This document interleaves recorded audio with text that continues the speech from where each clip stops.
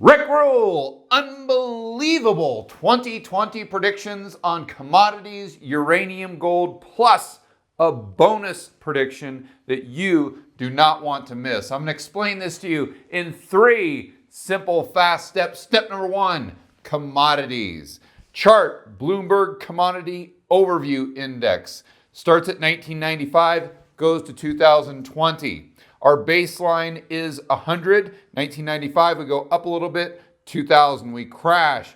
Up to 2005, 2006, where we hit a high of 233. Great financial crisis. Come crashing down. Fed starts QE. That makes commodity prices shoot up because everyone thinks the dollar is going down. Takes us to today, where commodity prices are almost at a historic low, according to this index, at 80. DoubleLine, which is Gunlack's firm, has another chart that shows this beautifully. It's the ratio of commodities to the Dow Jones. At the end of 2017, it was at a historic low, below the 0.2 line that, according to DoubleLine, is radically undervalued.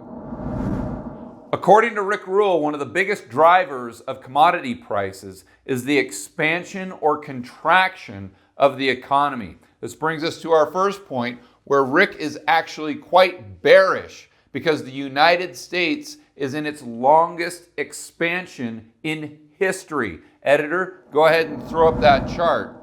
The U.S. has just eclipsed the prior longest expansion in the 1990s. And this chart gives us a great overview going all the way back to 1854. But there are some bullish factors that give us a counterbalance. First, prices have been so low for so long, this reduces the supply. And even if demand stays consistent, if supply is going down, sooner or later, those prices have to come back up. And according to Rick, the biggest bull argument for commodity prices going back up are the 2 billion people in the world that are coming out of poverty. To hear him explain this further, let's go to a recent Real Vision interview. The thing that could go very right, and I don't think is recognized in the market, is the fact that the bottom of the demographic pyramid worldwide, the 2 billion people in the world who are the poorest of the poor, are gaining ground, and they're gaining ground very rapidly. This is a wonderful set of circumstances for humanity, but it's also a wonderful set of circumstances for commodities.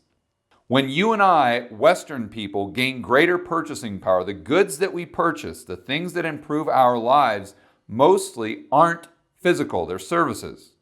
When the poorest 2 billion in the world gain purchasing power, and they're gaining it very rapidly, they might increase their calorie count from 1,500 to say 2,200. They might change their mode of transportation from walking to a bicycle to a 50cc motorcycle to a Toyota Hilux. They also may trade in that thatched roof for a steel roof, or mud for cinder block. The point is, the bottom 2 people on earth, as they gain extra purchasing power, their purchases are deeply commodity intensive. He also points out that the last bull markets in commodities have been at least 50% driven by China. Now he sees the same things happening to the emerging markets, which should also drive those commodity prices just as high. So good news for the world population and great news for commodity prices. Step number 2, uranium. Rick Rule is extremely bullish on this commodity, and to hear it from Rick himself, let's check out a recent interview. I don't think that the United States needs to protect its uranium business, among other reasons, because I think the Canadians would be fairly generous selling us Canadian uranium were we to need it. That being said, I like the uranium business. I'm more focused on gold right now because I see gold moving this year and uranium moving next year. But the truth is that when the uranium markets move, the impacts on uranium stocks are more dramatic than any other stocks in the resource sector. As I remember, you were sort of cutting your teeth in the last uranium boom. So you have some memory of the insane share price moves we saw. I remember Paladin, 10 cents to $10. What's interesting about that is that investors' memories are still fresh.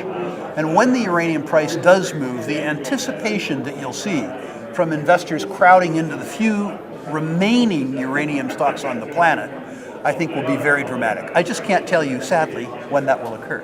Right, okay. And the stocks that are left over, are they, I'm sure they're not all good, but because there's so few, what does that mean? There's an unusually good crop. The truth is, in the last bull market in uranium, we saw the universe of uranium juniors expand from 5, that is almost none, to 500 over 6.5 years. And now you've seen that 500 collapse to perhaps 20. Of that 20, I can absolutely positively recommend, say, 8 of them to intelligent speculators. That's a reasonably high population of good quality companies relative to the universe to select from. Rick gives us some expert insights. When uranium moves, it moves big. It's like a leveraged way to play a commodity. And he reminds us that Paladin Energy went from 10 cents all the way up to $10. The current price of the uranium ETF is $11, and that's all the way down from 130. So if there is a commodity that's cheap right now, that is definitely uranium. I'd also like to point out that the number of juniors went from 500 all the way down to 20. This reminds us of a very important rule when investing in commodities. The cure for low prices is low prices. The bonus prediction. What does Rick Rule think the greatest black swan risk is in the market today? To find out exactly what a black swan is, let's go to the definition from Nassim Taleb. Nassim Taleb's black swan theory refers only to unexpected events of large magnitude and consequence and their dominant role in history.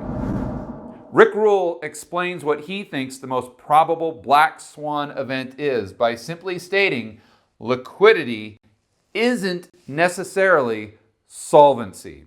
What does he mean by this? Let's use WeWork as an example. The central banks drop interest rates all the way down to 0, some even below 0.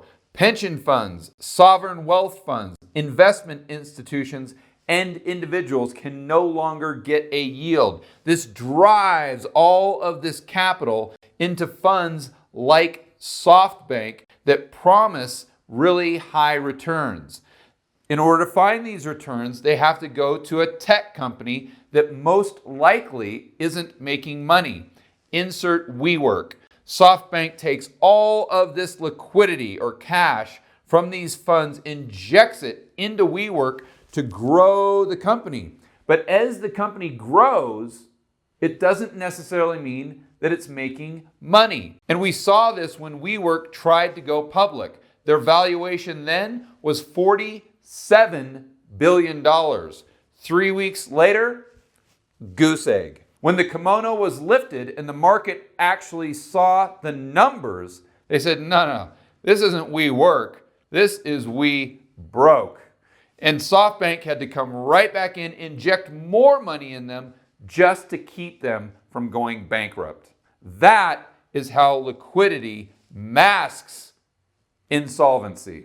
So when all that liquidity is sucked right out of the system due to higher interest rates or a recession, that's when all these companies will go broke. Insert your favorite tech company here. As Warren Buffett says, when the tide goes out, that's when we see who's swimming naked.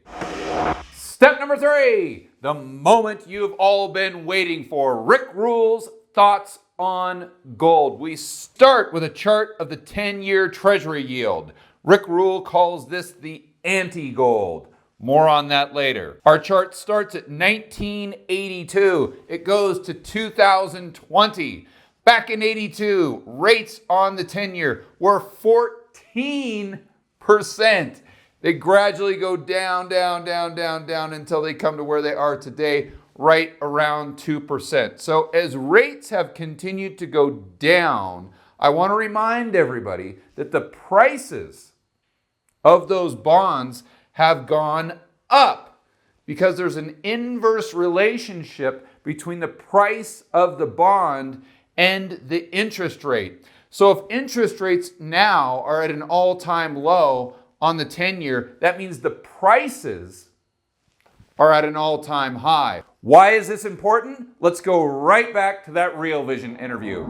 Although many factors impact the gold price, what has been most important for 40 years has been the global investors' perception of the durability of purchasing power of the United States dollar, particularly the US dollar as expressed by the 10-year treasury rate. Historically, when people were afraid, they went into gold on a global basis, not just in the United States.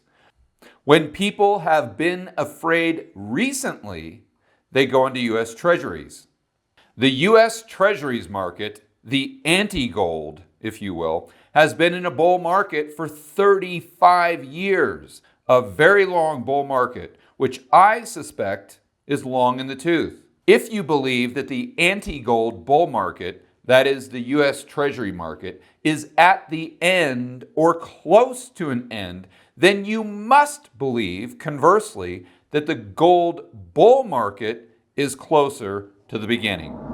If the 10-year Treasury and gold are competitors for the safe haven asset of choice, the closer we are to a bubble in the 10-year, the closer we are to a bull market in gold. Which brings us to the next competitor for gold, the United States dollar. Historically, the dollar has had a slight edge because there aren't any carrying costs. With gold, if you store it, then there's a little bit of an annual cost to doing so. So we would call that a negative carry. But now it's a much different story. Editor, go ahead and throw up that chart of interest rates compared to inflation. Going back to 1960, the Fed funds rate has almost always been above the rate of inflation. And of course, that's using the government's measurement of inflation. But this is very important because this shows us that 99% of the time we have positive, real interest rates in the United States. That means that the level of interest is higher than the rate of inflation. Since 2009, it's been the opposite. The rate of inflation is higher than interest rates. And this is interest rates on the short end of the curve, the Fed funds rate.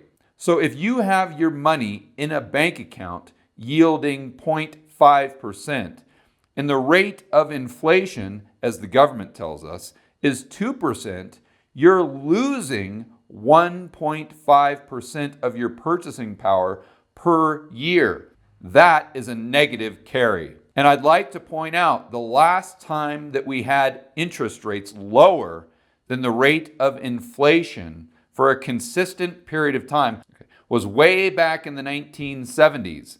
And we know the result of that was rapid inflation. So because the 10-year is in a bubble, we can cross that off the list. The United States dollar has a negative carry. In fact, now it's an even bigger negative carry than gold. So we can cross that off the list as well. And we haven't even talked about the fundamentals of the dollar or the 10-year, which is the US budget. Let's go right back to Rick Rule and check out the debt clock. If you're not convinced that the US is in trouble, just give me about 30 seconds. People inside and outside the US don't seem to understand the arithmetic of collective indebtedness in the United States. And I'd like to point out that one of my favorite Rick Rule quotes is arithmetic always beats narrative. Oh, but wait, there is more. Let's check out the U.S. debt clock, and these numbers are moving so fast, I can barely read them. The U.S. national debt, 23 trillion. U.S. federal deficit, over $1 trillion. U.S. total debt, when you look at unfunded and interest payments, at $75 trillion. That means that the debt per citizen is $70,000 and the debt per taxpayer is $187,000. I know those numbers are tough to even comprehend, so let's look at this at a household level so you can better get your mind around it. We've got insolvent Sam, and he might be your uncle, so we'll call him Uncle Sam. Uncle Sam is $10 million in debt, but his income is $50,000 a year. The problem is that Uncle Sam spends $200,000 a year. So how is he ever going to make his debt payments if he loses an additional $150,000 a year?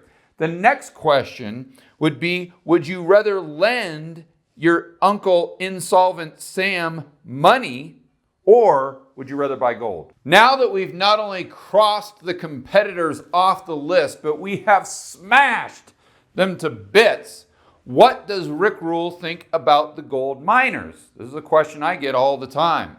He's very bullish, and he always uses a specific chart to illustrate this. Editor, let's throw up that chart right now. Currently, the Barron's Gold Mining Index is right around 600. And if we draw a line to represent the historic mean, it's right around 800. And this is the justification that Rick Rule gives for the miners currently being cheap, historically speaking, especially when you compare this to all the quantitative easing and money printing the Fed has done since 2009. Remember, their balance sheet is currently close to 4.5 trillion. Before 2009, it was approximately 800 billion. That's a lot of additional money supply. So miners look good on a historic basis, but I want to point out that if you buy miners, I don't see that as an investment. I don't see that as insurance. I see that as a pure speculation. But right now, that may be a good speculation. Rick Rule gives us another incredible insight. The percentage of the average portfolio that investment funds and the general public have typically allocated to gold is 2%.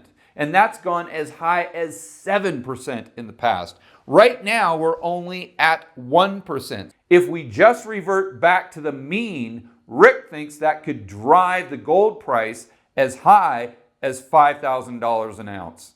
For more content that'll help you build wealth and thrive in a world of out-of-control central banks and big governments, check out this playlist right here, and I will see you on the next video.